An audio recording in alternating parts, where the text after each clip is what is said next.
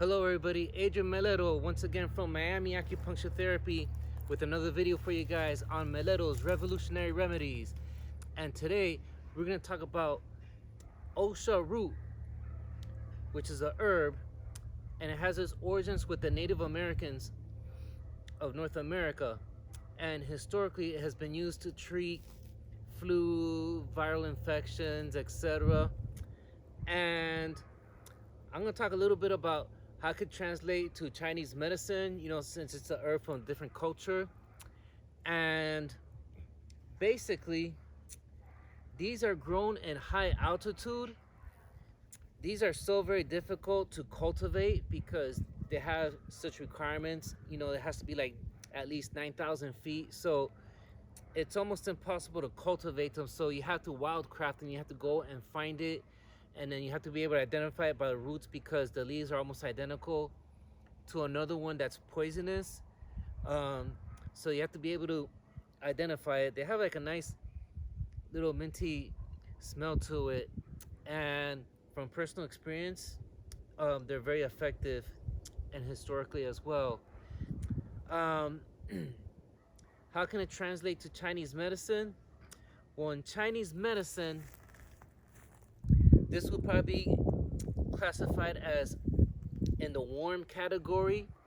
Now, when the Chinese theory, when they talk about warm, cold, bitter, etc., there are certain properties, certain mechanical effects that it has on the body. And it's a little rare that something that's antiviral will have warm essence because it's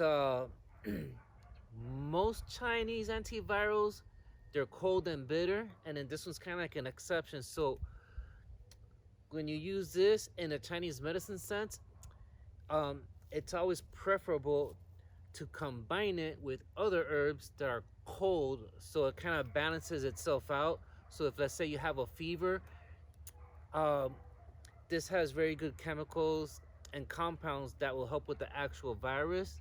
But since your body is hot and the heat and the fever and the body temperature, if you take a herb that has like a warm essence, it might affect that. So when you combine it with other herbs that are antiviral but in the cold and bitter category, then you have a balance. And then I did make a custom herbal formula that combines the Osha root, the Native American, with Chinese herbs that historically has helped with flu and virus and has antiviral compounds.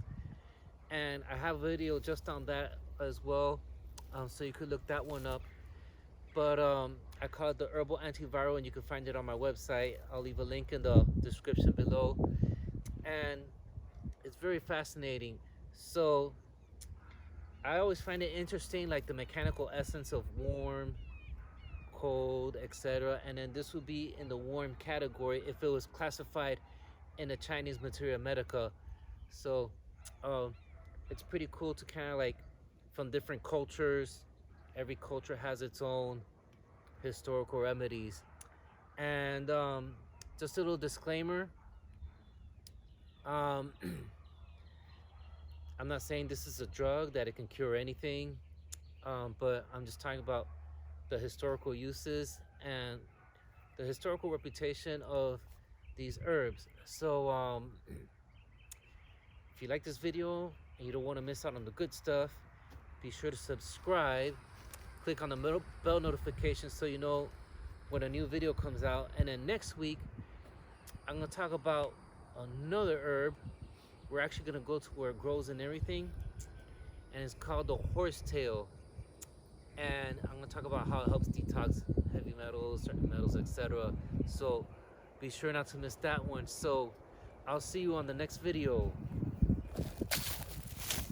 And don't forget to check out my channel, which is Zenobee's World, and make sure you like and subscribe to it, and do the same thing for him, and hit that bell button. Bye-bye.